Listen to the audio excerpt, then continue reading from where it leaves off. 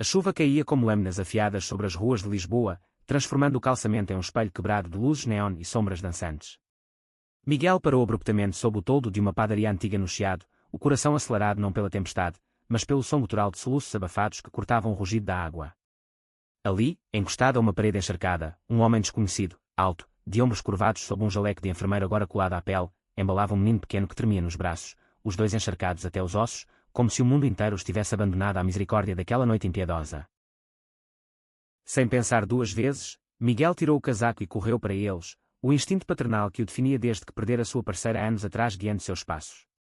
Ei, venham cá, rápido, gritou ele, cobrindo os três com o tecido úmido, enquanto o estranho erguia o rosto, olhos vermelhos de choro encontrando os dele em um choque elétrico que fez o tempo parar. Naquele instante, Miguel não sabia que aquele enfermeiro chamado João, com seu filho Theo de 5 anos agarrado ao peito, não era apenas um náufrago da chuva, era o começo de uma tempestade emocional que abalaria as fundações de sua vida solitária. Miguel levou os dois para dentro da padaria, onde o aroma de pão fresco e café ainda lutava contra a umidade invasora. A dona do lugar, uma senhora de cabelos grisalhos e sorriso acolhedor chamado Dona Rosa, não fez perguntas, apenas serviu toalhas quentes e chocolate quente, murmurando bênçãos em voz baixa enquanto observava a cena com olhos sábios. João, ainda tremendo, sentou-se à mesa de madeira gasta, Theo aninhado em seu colo, o menino agora mais calmo, chupando o pulgar enquanto olhava para Miguel com curiosidade infantil. Obrigado, murmurou João, a voz rouca de exaustão e algo mais profundo, uma rachadura na armadura que ele usava todos os dias no hospital de São João. Seus olhos, castanhos como o Tejo ao pôr do sol, evitavam os de Miguel, fixos no vapor que subia da caneca. Não foi nada, respondeu Miguel, sentando-se à frente, sentindo o peso de sua própria solidão ecoar na presença daqueles estranhos. Aos 38 anos, ele era um arquiteto bem-sucedido, pai solteiro de Lucas, um garoto de 7 anos que o esperava em casa com a avó. Desde a morte de Sofia em um acidente de carro 3 anos antes, Miguel havia-se fechado em si mesmo, datando esporadicamente com homens em hábitos discretos, mas nunca deixando ninguém se aproximar o suficiente para ver as cicatrizes. Lisboa, com suas colinas íngremes e segredos escondidos em vielas, era o palco perfeito para sua vida dupla, o profissional impecável de dia, o viúvo gay lutando contra o julgamento familiar à noite. O que aconteceu? Vocês estão bem? João hesitou, as mãos longas e hábeis, mãos que salvavam vidas no bloco operatório, tremendo ao redor da caneca. Ele era enfermeiro no Hospital de Santa Maria, um homem de 32 anos que havia fugido de uma família conservadora no interior de Évora para a capital, carregando Theo como sua âncora e sua cruz. O pai de João, um fazendeiro devoto, o deserdara quando descobrira sua orientação sexual, e a mãe, frágil e silenciosa, apenas chorara. Agora, com Theo doente, uma infecção respiratória que o hospital não cobria integralmente com seu salário apertado, João havia saído correndo para casa após uma discussão feia com o ex-parceiro, que o abandonara meses antes, deixando-o sozinho com as contas e o medo. Meu filho. Ele precisa de remédios caros. O seguro não cobre tudo, e eu? Eu não sei mais o que fazer. Hoje, no hospital, um paciente me olhou como se eu fosse o culpado pela dor dele, só porque sou. Quem sou? E então a chuva, e Theo chorando porque perdeu o chapéu na rua. As palavras saíram em um jorro, como se a barragem tivesse se rompido. Miguel sentiu um aperto no peito, reconhecendo o eco de sua própria dor nas entrelinhas, o estigma que pairava sobre eles, homens que amavam homens em uma sociedade que, apesar dos avanços, ainda sussurrava julgamentos nas esquinas. Ele estendeu a mão, tocando levemente o braço de João. Eu entendo mais do que você imagina. Meu filho, Lucas, também adoeceu no ano passado. Eu vendi o carro para pagar as terapias. Mas olhe para Theo, ele é forte, como o pai dele. Vamos resolver isso juntos, pelo menos por esta noite. Theo, sentindo a tensão afrouxar, ergueu a cabeça e sorriu para Miguel, revelando um dente de leite faltando. Tio, você tem um chapéu grande? Perguntou o menino, apontando para a cabeça molhada de Miguel. Todos riram, um som frágil mas genuíno que dissipou parte da névoa. Dona Rosa trouxe pastéis de nata quentes, e enquanto comiam, Miguel contou histórias de suas viagens de trabalho a Porto, descrevendo o Douro como um rio de vinho e sonhos. João, aos poucos, relaxou, compartilhando anedotas do hospital, o cirurgião excêntrico que cantava fado durante as pausas, a enfermeira idosa que tricotava meias para os pacientes pediátricos. Havia uma faísca ali, uma conexão nascida da vulnerabilidade compartilhada, mas nenhum dos dois ousava nomeá-la ainda. Quando a chuva amainou, transformando-se em uma garoa melancólica, Miguel insistiu em levá-los para casa de táxi. Moro em Alfama, não é longe, disse João, relutante. Mas Miguel balançou a cabeça. Deixe-me ajudar. Eu tenho um carro aqui perto, e Lucas vai adorar conhecer Theo amanhã. Considere isso um favor de um lisboeta para o outro. No carro, com Theo dormindo no banco de trás, o silêncio era carregado de possibilidades não ditas. João olhava pela janela, as luzes do aqueduto das águas livres refletindo em seus olhos, e murmurou: "Você não me conhece." "Por que isso?" Miguel, apertando o volante, respondeu com honestidade crua: "Porque eu sei como é se sentir sozinho na multidão. E porque, quando vi vocês dois lá fora, pensei, isso poderia ser eu e Lucas." Eles pararam em um prédio modesto em Moraria, o bairro multicultural onde o fado ecoava como um lamento eterno. João desceu com Theo nos braços, prometendo ligar no dia seguinte. Miguel dirigiu de volta para Belém, onde sua casa de 3 andares esperava vazia exceto pelo latido animado de Lucas ao vê-lo entrar. "Papai, choveu arco-íris hoje?" perguntou o menino, abraçando-o com pernas finas e cheias de energia. Miguel riu, beijando a testa suja de giz de cera. "Quase, filho. Quase." Mas enquanto se deitava naquela noite, o sono o invadiu, assombrado pela imagem de João, não como vítima da chuva, mas como um enigma que despertava algo adormecido em seu coração. No dia seguinte, o sol de dezembro banhava Lisboa em uma luz dourada, como se a cidade conspirasse para curar as feridas da véspera. Miguel acordou cedo, preparando ovos mexidos e torradas para Lucas, que tagarelava sobre um projeto de escola sobre heróis portugueses. "O papai Vasco da Gama navegou para a Índia, mas eu acho que os verdadeiros heróis salvam pessoas no hospital, tipo os enfermeiros." As palavras do filho acertaram Miguel como uma flecha, e ele sorriu, pensando em João. Ele havia pego o número do celular do enfermeiro na noite anterior, um gesto impulsivo disfarçado de preocupação prática. "Vou ligar para um amigo hoje", disse a Lucas, alguém que salvou o dia ontem. Do outro lado da cidade, João acordou com Theo tossindo fracamente no quarto ao lado. O apartamento era pequeno, paredes descascadas pintadas de azul desbotado, mas cheio de toques pessoais, desenhos de Theo colados na geladeira, uma foto emoldurada de João com seu falecido avô em Évora, o único que o aceitara incondicionalmente. Ele verificou a febre do filho, 38 graus, estável, mas o remédio novo custava 150 euros que ele não tinha. O salário de enfermeiro, apesar das horas extras, mal cobria o aluguel e a creche. E então veio a mensagem de Miguel: "Bom dia. Theo está melhor.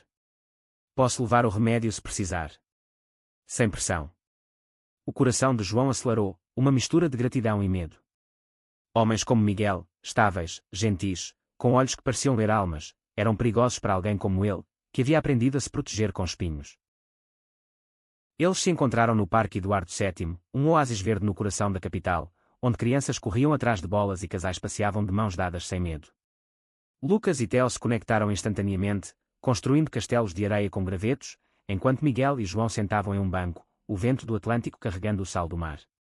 "Eu trouxe isso", disse Miguel, entregando uma sacola com o remédio e um brinquedo, um navio de papelão que Lucas havia ajudado a montar. João aceitou, os dedos roçando os dele por um segundo a mais do que o necessário. "Você é inesperado. A maioria das pessoas passa reto na chuva." "Eu não sou a maioria", rebateu Miguel, com um sorriso torto que escondia camadas de dor. Ele contou sobre Sofia, não como uma ferida aberta, mas como uma lição. "Ela me ensinou a amar sem reservas, mas depois dela, eu me tornei cuidadoso demais. Meu irmão, em Coimbra, ainda acha que sou confuso por ser gay e pai. Diz que estou confundindo Lucas. E você? O que te trouxe para cá, além do trabalho?" João olhou para os filhos brincando, a voz baixa. "Meu ex, Pedro, era tudo o que eu queria no início, bonito, ambicioso, de uma família lisboeta chique. Mas quando Theo nasceu, ele surtou. Um filho gay. Isso vai arruinar nossa imagem. Ele foi embora, e minha família. Bem, o Alentejo não é exatamente um arco-íris. Eu vim para Lisboa sonhando com liberdade, mas aqui é só mais uma luta, pacientes que me olham torto, colegas que fofocam, e noites em que eu me pergunto se Theo merece isso." O diálogo fluiu como o Tejo, interrompido apenas pelos gritos alegres das crianças. Pela primeira vez em anos, Miguel sentiu o peso de sua armadura se dissipar, revelando o homem que ansiava por conexão verdadeira. João, por sua vez, viu em Miguel não um salvador, mas um espelho, alguém que carregava o mesmo fardo de paternidade que era em uma nação que celebrava o casamento gay mas ainda nutria preconceitos velados. Quando se despediram, com um abraço breve que durou uma eternidade, João sussurrou: "Obrigado por ver a gente." "De verdade." Miguel dirigiu para casa com o peito leve, sem saber que, naquela tarde, uma semente de amor havia sido plantada, uma que germinaria em meio a tempestades maiores. Os dias se transformaram em semanas, E o que começou como uma amizade frágil floresceu em rotinas compartilhadas. Miguel convidava João e Theo para jantares em Belém, onde provavam pastéis de bacalhau e contavam histórias sob as luzes do mosteiro dos Jeronimos. Lucas e Theo se tornaram inseparáveis, formando uma irmandade caótica de aventuras, escaladas no castelo de São Jorge, caça ao tesouro nas ruas de Alfama, onde o eco do fado se misturava aos seus risos. João, com sua agenda exaustiva no hospital, encontrava refúgio nesses momentos, mas também uma culpa crescente. Ele se sentia como um impostor, invadindo o mundo perfeito de Miguel com sua bagagem pesada. Uma noite, após um turno de 12 horas, João recebeu uma ligação de sua mãe. João, seu pai está doente. Câncer. Ele quer te ver, mas... Você sabe como ele é. A voz dela tremia, um misto de súplica e vergonha. João desligou, o telefone escorregando de suas mãos, e correu para o terraço do apartamento, o Skyline de Lisboa piscando como estrelas falsas. Lágrimas quentes escorreram, e ele discou para Miguel sem pensar. Eu não posso voltar. Ele me odeia por quem eu sou. Mas Theo precisa de avós, e eu.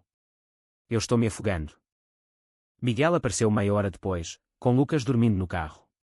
Eles se sentaram no terraço, o ar fresco de dezembro carregado de jasmim noturno. Você não está sozinho nisso, disse Miguel, puxando João para um abraço que era mais irmão do que amante, ainda. Minha família também me testa. Meu pai, em Faro, finge que não existe nas reuniões de Natal. Mas eu escolhi ser pai, ser eu mesmo. Vá, pelo Theo. Mostra a eles que o amor vence o ódio.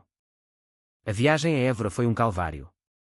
João dirigiu pelas planícies alentejanas, Theo no banco de trás cantando músicas infantis para afastar o silêncio opressivo. A casa dos pais era uma quinta branca e simples, vinhedos se estendendo como ondas douradas. O pai, Manuel, jazia na cama, magro e pálido, os olhos endurecidos pelo orgulho rural. Você veio, grunhiu ele, evitando olhar para Theo. Pensei que sua vida de cidade te tivesse esquecido de nós. João engoliu o amargor, sentando-se ao lado. Eu nunca esqueci, pai. Mas você me esqueceu primeiro. A conversa foi um campo minado, acusações de pecado moderno, defesas de eu te criei para ser homem, não isso. Theo, sentindo a tensão, correu para o quintal, e foi lá que a rachadura apareceu. Manuel, observando pela janela, viu o neto colhendo uvas maduras, o riso puro e quando. Ele se parece com você quando criança, murmurou o velho, a voz falhando. Naquela noite, enquanto a mãe servia ensopado de coelho, um frágil entendimento brotou, não perdão total, mas um cessar-fogo. João partiu 2 dias depois com o coração em pedaços, mas inteiro o suficiente para ligar para Miguel da Estrada. Eu sobrevivi. E sinto sua falta mais do que deveria. De volta a Lisboa, a dinâmica mudou. O que era amizade agora pulsava com tensão romântica, olhares demorados durante os piqueniques no Monsanto, toques acidentais que enviavam faíscas. Miguel, pela primeira vez desde Sofia, permitiu-se sonhar com um futuro compartilhado, noites de fado em casas de Barro Alto, viagens ao Algarve com as crianças. Mas o destino, caprichoso como o clima português, preparava uma reviravolta. Tudo explodiu em uma festa de Ano Novo no Terreiro do Paço, onde fogos de artifício iluminavam o rio como joias.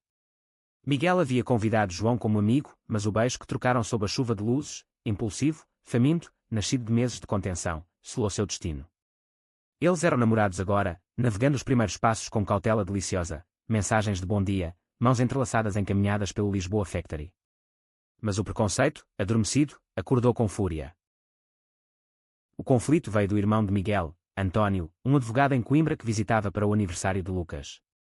Durante o jantar em casa, com pratos de cataplana fumegante, António viu uma foto no celular de Miguel, ele e João rindo no parque. Então é isso. Você está namorando um enfermeiro. E as crianças? Isso não é saudável, irmão. Lembra do que aconteceu com Sofia? Você precisa de estabilidade, não experimentos. As palavras cortaram como facas, e quando os medos mais profundos de Miguel. Ele explodiu. Estabilidade. Eu criei Lucas sozinho enquanto você julgava de longe. João é mais família do que você jamais foi. António saiu batendo portas, e Miguel, consumido pela raiva, afastou João por dias, mergulhando em um silêncio autodestrutivo. João, ferido mas resiliente, focou no trabalho, onde uma promoção veio como bálsamo, chefe de enfermagem pediátrica, um reconhecimento tardio de sua dedicação. Mas Theo adoeceu de novo, uma recaída que exigia hospitalização, e foi lá, nos corredores estéreis do Santa Maria, que o clímax se rompeu. Miguel chegou correndo, alertado por uma mensagem desesperada de João. Theo jazia na cama, tubos e monitores bipando como sentinelas impiedosas. Eu não aguento mais perdas, confessou João, as mãos trêmulas enquanto segurava a do filho. Se algo acontecer com ele, é por minha culpa, por eu ser quem sou, por arrastar ele para isso. Miguel, os olhos marejados, ajoelhou-se ao lado. Não, amor. É por causa de gente como meu irmão, como seu pai, que nos fazem duvidar. Mas olhe para Theo, ele é prova de que nosso amor é certo. Eu errei ao me afastar. Me perdoe. Eu te amo. As palavras pairaram no ar, uma declaração crua que quebrou as últimas barreiras. Eles se abraçaram sobre a cama do menino, lágrimas misturando-se, enquanto fora da janela a chuva de Lisboa caía novamente, não como punição, mas como batismo. Theo acordou horas depois, sorrindo fracamente, e sussurrou: o tio Miguel vai ficar. João riu através das lágrimas, para sempre, se ele quiser. A recuperação de Theo foi lenta, mas o laço entre Miguel e João se fortaleceu como as muralhas do castelo de São Jorge. Eles enfrentaram as família. Miguel confrontou António em uma ligação tensa, estabelecendo limites que, surpreendentemente, o irmão respeitou, enviando um brinquedo para Lucas como trégua. João, por sua vez, levou Miguel a Évora, onde Manuel, enfraquecido mas mudado, apertou a mão do novo parceiro: cuide do meu filho. Ele merece felicidade. A mãe de João chorou de alívio, tricotando um cachecol para Miguel como símbolo de aceitação.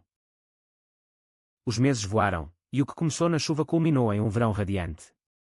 Em uma praia do Algarve, com as crianças construindo castelos de areia sob o sol escaldante, Miguel ajoelhou-se na areia dourada, uma aliança simples de prata na mão.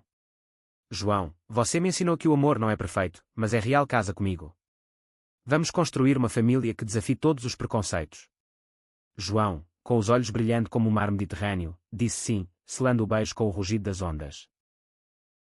Anos depois, em uma Lisboa que mudara tanto quanto eles, Miguel e João criavam Lucas e Theo como irmãos, em uma casa cheia de risos e debates acalorados sobre futebol, Benfica versus Sporting, é claro. O preconceito ainda sussurrava nas sombras, mas eles o enfrentavam de mãos dadas, provando que o amor, nascido de uma noite chuvosa, podia iluminar até as noites mais escuras.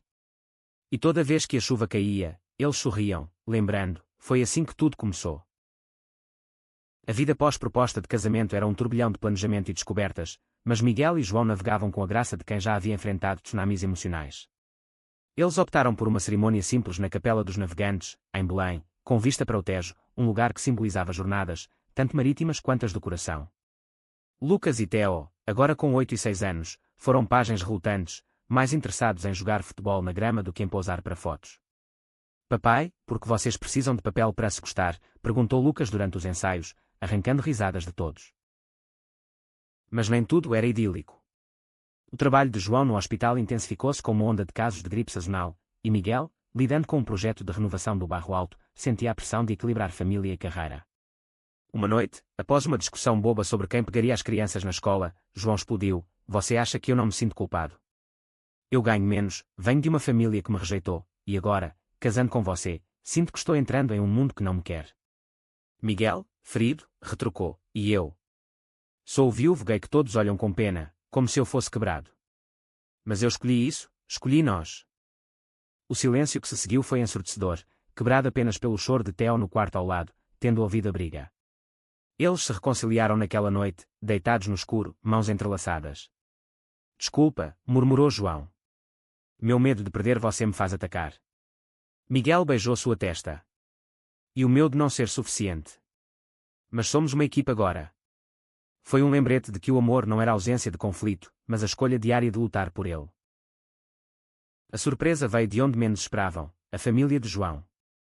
Manuel, em remissão milagrosa do câncer, viajou a Lisboa com a esposa para o casamento. Durante o ensaio, ele puxou Miguel para o lado no jardim da capela.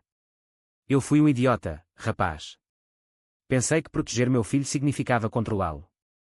Mas vendo Theo feliz, vendo João sorrir de verdade. Obrigado por me mostrar o que é família. As lágrimas do velho fazendeiro, calejado pelo sol alentejano, foram o maior presente. António, irmão de Miguel, também apareceu, com a esposa e o sobrinho, um gesto de ponte que curou feridas antigas. O dia do casamento amanheceu claro, o sol de maio dançando nas águas do rio. A capela, com seus azulejos azuis contando histórias de descobrimentos, encheu-se de amigos, colegas de João do hospital, clientes de Miguel que se tornaram confidentes, e uma comunidade que era de Lisboa que os abraçava como seus. Votos foram trocados em voz baixa, mas carregados de emoção. João prometeu ser sua âncora nas tempestades. Miguel respondeu, e eu, seu farol nas noites escuras. Os meninos, com gravatas tortas, jogaram pétalas de rosa, e o beijo final sob aplausos foi como o primeiro, elétrico, transformador. A lua de mel foi uma escapada para Sintra, onde florestas encantadas e palácios de conto de fadas espelhavam seu romance. De mãos dadas nas trilhas úmidas, eles sonharam alto, adotar outro filho, talvez, ou abrir uma clínica pediátrica comunitária. Mas a realidade os alcançou rápido. De volta, uma denúncia anônima no hospital acusou João de comportamento inadequado. Um paciente conservador, incomodado com o anel de casamento, espalhara boatos. Ele é gay, casado com um homem, como posso confiar nele com meu filho? Reclamara o homem. A investigação foi um pesadelo, interrogatórios, olhares desconfiados de colegas que outrora eram aliados. João, devastado, considerou renunciar. Eu lutei tanto para chegar aqui, e um ódio cego me derruba. Miguel, furioso, mobilizou contatos, um advogado amigo da comunidade LGBTQ+, em Lisboa, petições online que viralizaram no Instagram local. A pressão funcionou, a denúncia foi arquivada por falta de provas, mas o dano estava feito.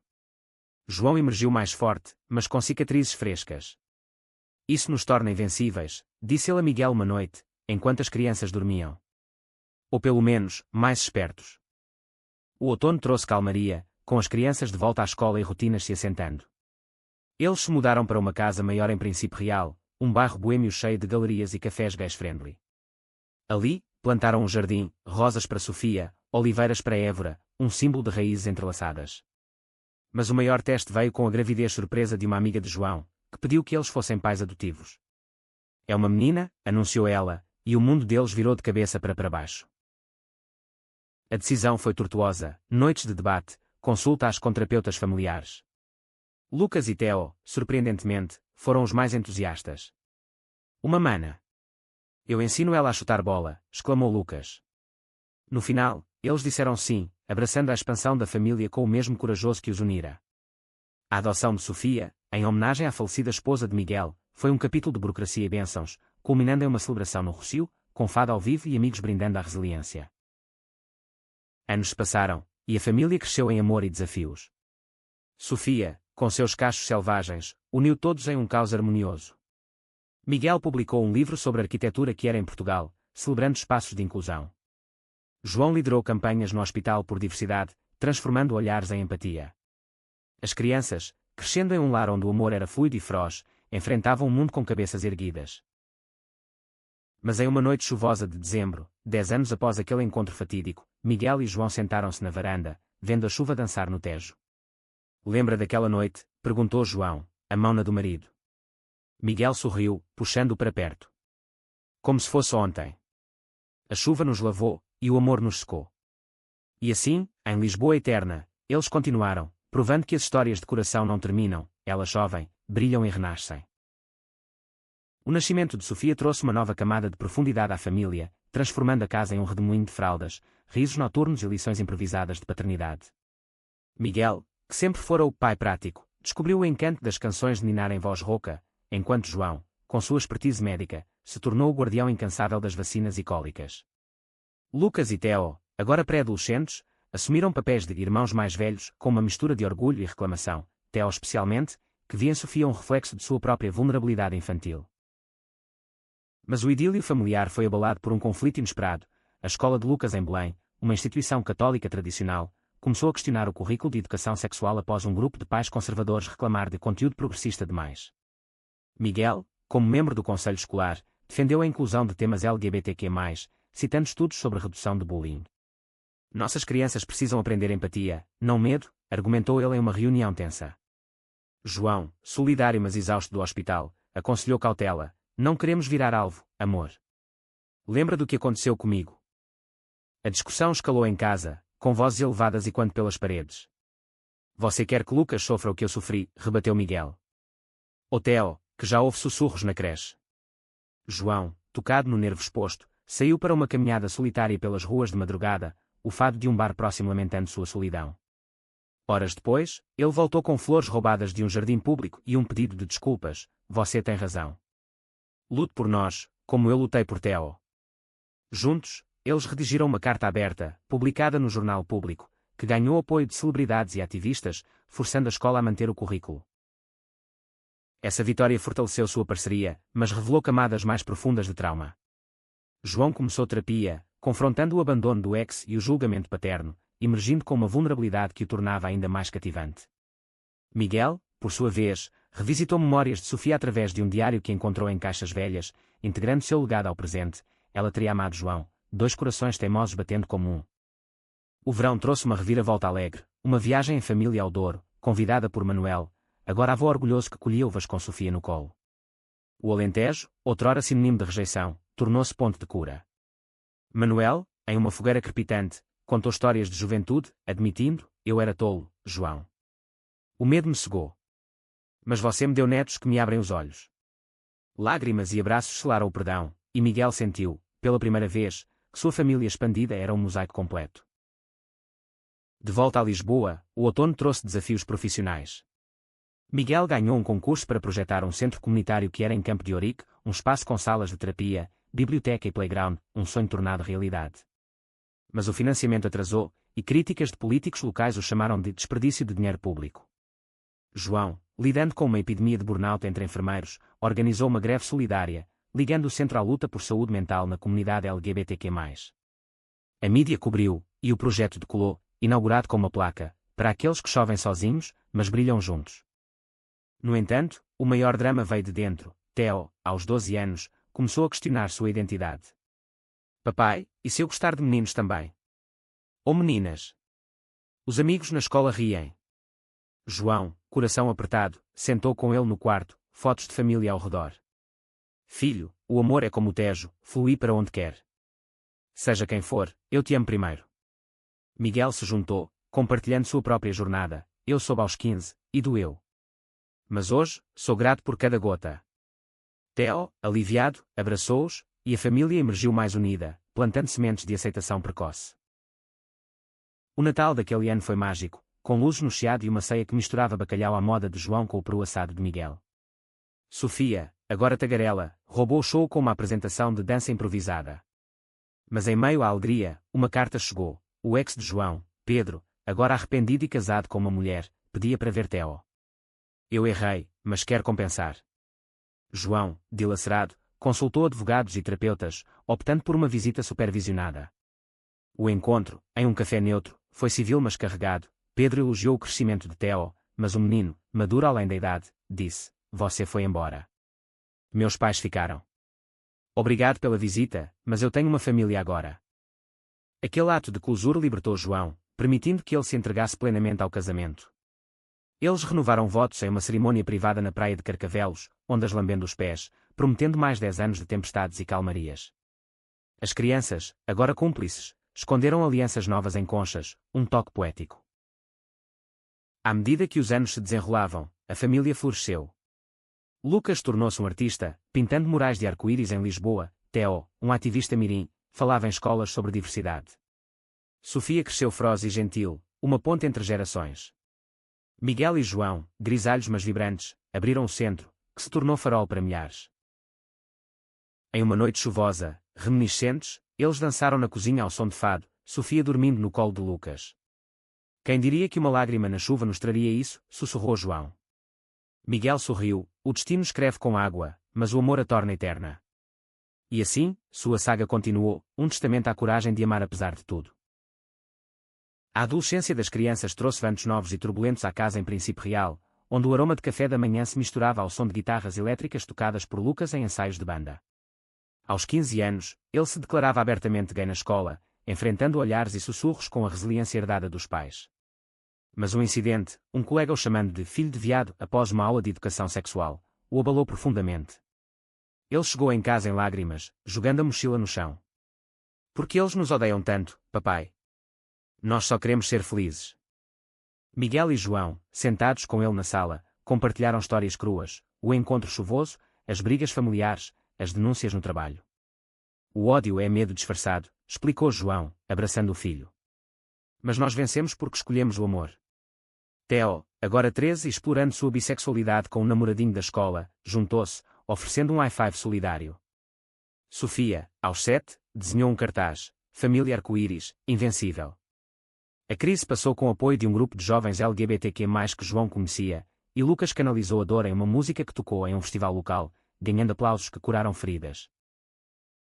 Enquanto isso, o centro comunitário de Miguel prosperava, mas uma ameaça surgiu: cortes orçamentários da Câmara Municipal, impulsionados por um conselho conservador. É um luxo desnecessário, declararam os vereadores em uma audiência pública lotada. Miguel, no púlpito, defendeu com paixão: este lugar salvou vidas, terapias para pais como eu, grupos para jovens como meu filho. Não é luxo, é necessidade. João organizou protestos pacíficos, com Theo e Lucas carregando cartazes, e a mídia, sensibilizada, virou a maré. O centro sobreviveu, expandindo para workshops de arte queer. Uma reviravolta pessoal veio com a saúde de Manuel. O câncer retornou, agressivo, e João voou para Évora, deixando Miguel com as crianças. Nos dias que se seguiram, Miguel gerenciou a casa com maestria, mas sentiu a ausência de João como um vazio. Ligação após ligação, eles se encoravam. Eu te amo mais do que palavras, dizia João da cabeceira do pai. Manuel faleceu em uma manhã de outono, rodeado de família, sussurrando a João: você foi meu maior orgulho, no final. O funeral, em uma igreja alentejana simples, foi um adeus agridoce, com Miguel discursando sobre redenção. Ele aprendeu a amar tarde, mas aprendeu. De volta, João mergulhou em luto, questionando legados e perdas. E se eu não tivesse perdoado? E se o ódio vencesse? Miguel, paciente, levou para uma caminhada no oceanário de Lisboa, onde peixes coloridos nadavam em harmonia. Você deu paz a ele, e a si mesmo. Isso é vitória. O luto os uniu mais, com noites de conversas profundas e viagens curtas para recarregar, um fim de semana em Óbidos, cidade medieval de livros, onde leram poesia à luz de velas. Sofia, crescendo curiosa, começou a fazer perguntas sobre suas origens: por que eu vim para cá, papais? Eles explicaram a adoção com delicadeza, enfatizando escolha e amor. Ela absorveu, desenhando árvores genealógicas que incluíam todos, até Pedro, como o tio distante. Essa abertura inspirou Theo a reconectar com o ex de João, em termos neutros, para uma conversa supervisionada. Pedro, mudado pelo tempo, pediu desculpas sinceras: eu era imaturo. Você construiu algo lindo. Theo perdoou, fechando um ciclo. O clímax do ano veio com um escândalo nacional. Um político anti-LGBTQ+ propôs lei restringindo adoções por casais do mesmo sexo. Miguel e João, indignados, lideraram uma coalizão, o centro como base, aliados de todo Portugal. Marchas em Lisboa, petições com milhares de assinaturas, depoimentos de famílias como a deles. Lucas e Theo falaram em um comício no Rossio: vozes firmes, nós existimos, e somos felizes. A lei foi derrubada, e a vitória ecoou como um hino. Na calmaria pós-batalha, eles celebraram o aniversário de casamento com uma viagem ao Açores, vulcões e oceanos espelhando sua paixão renovada. Deitados sob estrelas, João disse: você me salvou daquela chuva, e continua salvando. Miguel respondeu: nós nos salvamos, todo dia. Os anos fluíram, com as crianças voando do ninho, Lucas para a Universidade de Artes em Porto, Theo para a Medicina em Coimbra, Sofia florescendo em esportes. Miguel e João, agora aves honorários em mentoria, abriram um café no centro, servindo cafés e conversas. Em uma chuva de primavera, eles revisitaram a padaria do Chiado, onde Dona Rosa, idosa mas lúcida, os reconheceu: vocês voltaram. O amor de vocês ainda brilha. E ali, sob o mesmo toldo, eles se beijaram, o ciclo completo. Sua história, sussurrada em círculos queer, inspirava, prova de que da dor nasce beleza, e que o amor, em Portugal ou em qualquer lugar, é a maior revolução. Com as crianças mais independentes, Miguel e João redescobriram o prazer de momentos só para eles, fins de semana em hotéis boutique no Alentejo, aulas de tango em bairro alto que terminavam em risadas desajeitadas. Aos 50 e 46 anos, respectivamente, eles abraçavam uma idade com graça, Miguel com fios prateados que João chamava de distinção, João com rugas de expressão que contavam histórias de noites em claro no hospital. O centro comunitário evoluíra para uma rede nacional, e eles palestravam em conferências, compartilhando sua jornada como farol para casais jovens. Mas um conflito inesperado surgiu com Sofia, agora 14 e rebelde. Apaixonada por uma menina da escola, ela enfrentou bullying online, memes cruéis chamando-a de filha de ativistas falsos. Vocês falam de amor livre, mas e se eu for bi? E se eu não quiser lutar como vocês? Gritou ela em uma discussão familiar. João, ferido pela ingratidão percebida, retrucou: nós lutamos por você, para que não precise. Miguel mediou, propondo terapia familiar, onde Sofia admitiu: eu tenho medo de decepcioná-los. Vocês são heróis, eu sou só eu. A sessão os desmontou e reconstruiu, com abraços que curaram o abismo geracional. A crise coincidiu com uma oferta tentadora para Miguel, um cargo em arquitetura em Londres, com salário dobrado. Seria uma aventura, disse ele a João durante um jantar à luz de velas no cais do Sodré. João, coração apertado, confessou, eu te seguiria, mas Lisboa é nossa raiz. O hospital, o centro, as crianças. E eu? A conversa durou dias, caminhadas pelo Tejo revelando medos profundos. Miguel temia estagnar, João, perder o lar construído. No final, Miguel declinou, optando por um projeto local de habitação inclusiva. Meu império é aqui, com você. Uma surpresa alegre veio de Lucas, noivo de seu parceiro de banda, um músico de Braga. O casamento, em um vinhedo do Douro, reuniu a família extensa, até António, agora aliado fervoroso, discursando sobre família além de sangue. Theo, recém-formado em medicina, anunciou sua residência no mesmo hospital de João, um ciclo poético. Sofia, inspirada, começou um blog sobre juventude que era, transformando dor em arte. O maior teste veio com a pandemia, uma sombra global que testou Portugal como nunca. O hospital de João virou zona de guerra, turnos de 24 horas deixando-o exausto e remoto. Miguel gerenciou o centro virtualmente, oferecendo suporte psicológico online, enquanto as crianças, em quarentena, lidavam com ansiedade escolar. Uma noite, João desabou em casa, eu vi tanta morte. E se eu trouxer isso para vocês? Miguel, firme, preparou um banho quente e massageou seus ombros, você salva mundos. Deixe-me salvar o seu.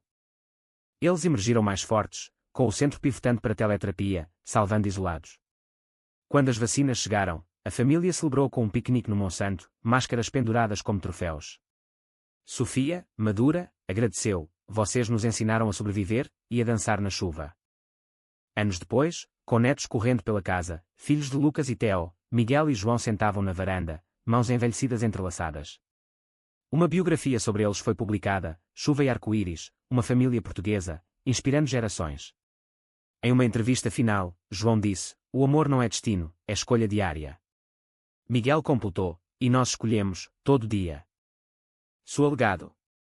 Uma Lisboa mais colorida, onde histórias como a deles chovem como bênçãos, nutrindo solos áridos de preconceito.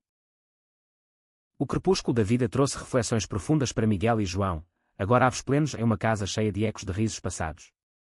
O café no centro, batizado de Sob a Chuva, servia não só lattes, mas histórias, um abão de casais contavam suas vitórias sobre o estigma. Sofia, casada com sua namorada em uma cerimônia vibrante no Lisboa Factory, deu-lhes uma neta chamada Luna, um raio de sol com olhos de João. Lucas e Theo, pais dedicados, visitavam semanalmente, trazendo causa durável e debates sobre o futuro de Portugal. Mas a saúde de Miguel fraquejou primeiro, um diagnóstico de arritmia cardíaca, e quando as perdas passadas.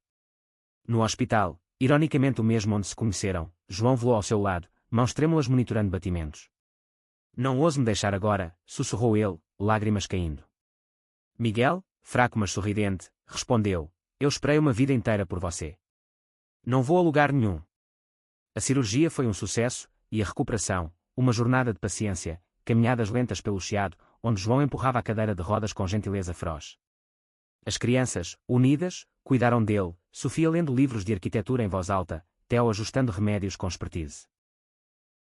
Essa aprovação reacendeu faíscas. Eles planejaram uma viagem final ao Alentejo, revivendo memórias em Évora, onde a avó de João, agora viúva, os recebeu com ensopados e abraços. Vocês inspiraram uma vila inteira, disse ela, mostrando fotos de casais locais que, tocados por sua história, saíram do armário. De volta, Miguel completou seu projeto final, um memorial no Terreiro do Paço para pioneiros LGBTQ+ portugueses, com uma placa gravada, da chuva nasce o arco-íris. João, por sua vez, aposentou-se do hospital após 30 anos, passando o bastão para Theo. Ele se dedicou a escrever memórias, Lágrimas na Chuva, Confissões de um enfermeiro apaixonado, um best-seller que doou lucros ao centro. Mas um conflito final testou-os, uma controvérsia midiática, quando um tabloide sensacionalista expôs segredos da família, rumores infundados sobre a adoção de Sofia. Atas online atacaram, reabrindo velhas feridas. João, protetor, quis processar, Miguel, sábio, optou por transparência, uma live no Instagram, contando sua verdade sem filtros. Nós erramos, amamos, crescemos. Julguem se quiserem, nós vivemos. A resposta foi avassaladora, mensagens de apoio global, doações ao centro, até uma carta de Pedro, agora ativista, vocês me mudaram. A família emergiu intacta, mais luminosa. Nos anos finais, com netos enchendo a casa de Natal, Miguel e João sentavam à beira do Tejo, assistindo fogos. Foi uma boa vida, murmurava Miguel, cabeça no ombro de João. A melhor, respondia ele, beijando sua têmpora. Quando Miguel partiu pacificamente aos 68, cercado de amor, João plantou uma oliveira em sua memória no jardim, sussurrando, espere por mim na próxima chuva. João viveu mais 5 anos, contando histórias aos bisnetos, morrendo em uma manhã ensolarada com o livro de memórias na mão. Seu funeral, no mesmo cemitério de Belém, reuniu centenas, uma procissão de arco-íris pela cidade. Sua história perdura em Lisboa, em livros, murais e corações. Daquele encontro chuvoso nasceu um legado, prova de que o amor, profundo e resiliente, transcende tempestades, deixando um céu eterno de possibilidades.